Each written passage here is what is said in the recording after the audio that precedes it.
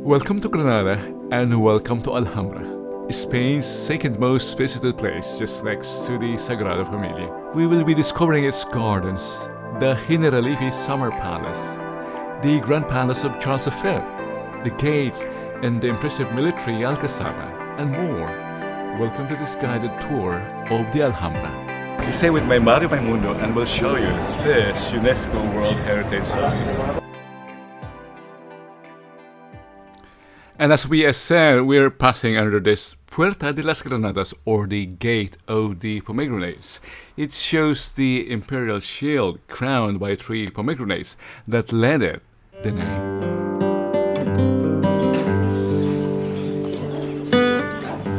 And after that gentle climb, we are at the Gate of Justice, or the Puerta de la Justicia. It's also known as the Gate of the Esplanade. It has been one of the symbols of the Alhambra. It was the residential area of the royal guard in charge of the security of the palatial city. It is obvious that the fortress plainly served a military function. The entrance to the Alcazaba was at the foot of the Tower of Homage.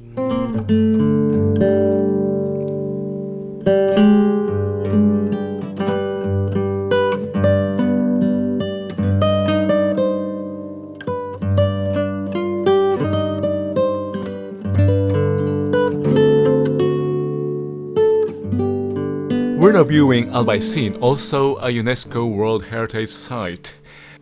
The neighborhood is notable for its historic monuments and for largely retaining its medieval street plan dating back to 13th to 15th centuries. I leave you to enjoy the view from the Alcazaba. Until later at the tower.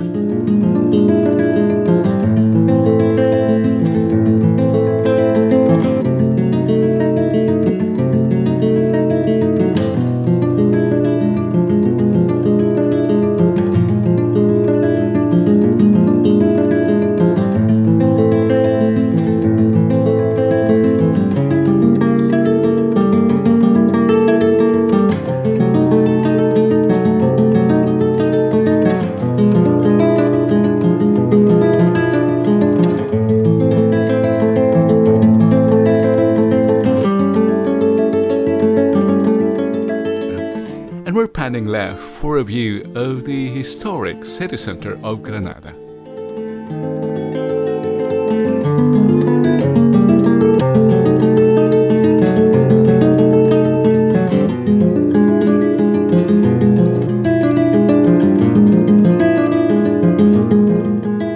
That's the cathedral, and next to it is the Royal Chapel.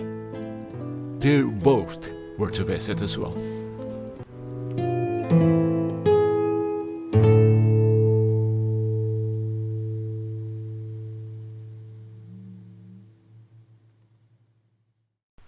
The Torre de la Vela, or the Candles Tower, named Major Tower in Nasrid times, and Sun's Gate during the 16th century, as it reflects the sun in the front wall at midday, working as a sun clock for the city. I hope you're enjoying this video, and if places, events and cultures are your interest, don't forget to subscribe. Uploads every Sunday.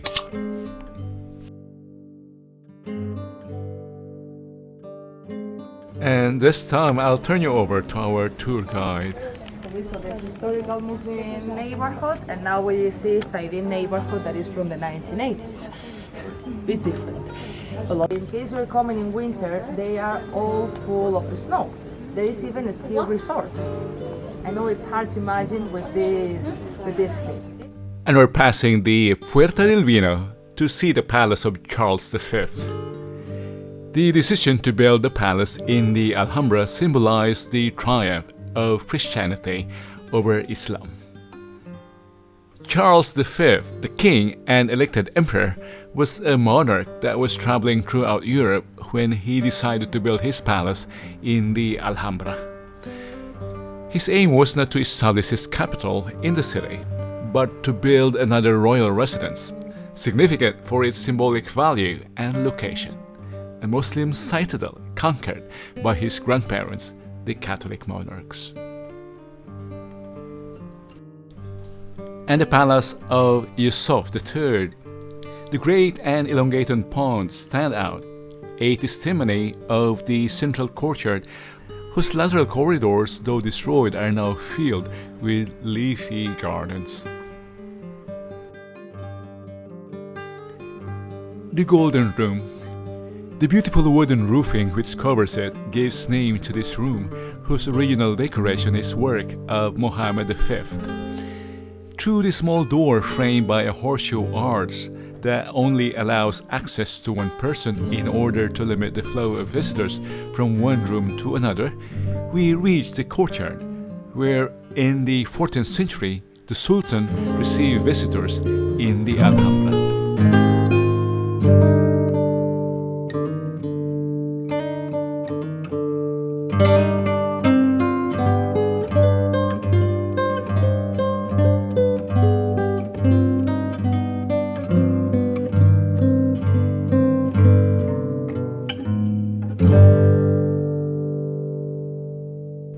And now we walk through the gardens to the Generalife, the summer palace.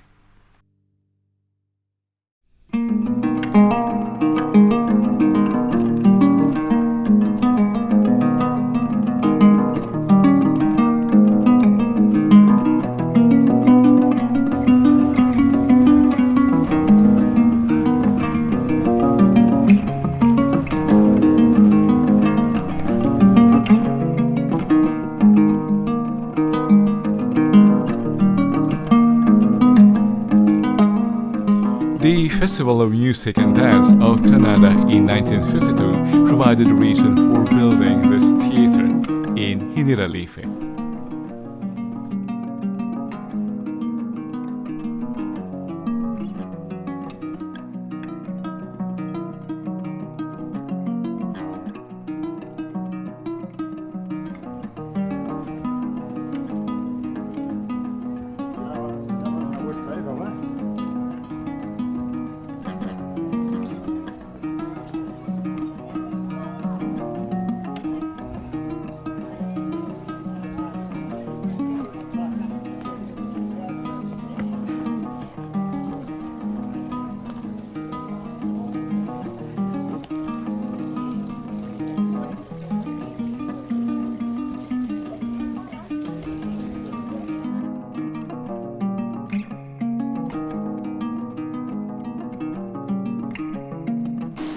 And we're here, the Palace of the Generalife. The palace was built between 12th and 14th century. It is the palace used by Muslim kings as resting palace. The entrance to the Generalife is interesting for two reasons. First, its exterior part is rural, befitting a country house more than a palace. On the second hand, various courts had to be traversed at different levels in order to reach the interior of the Alhambra palace itself.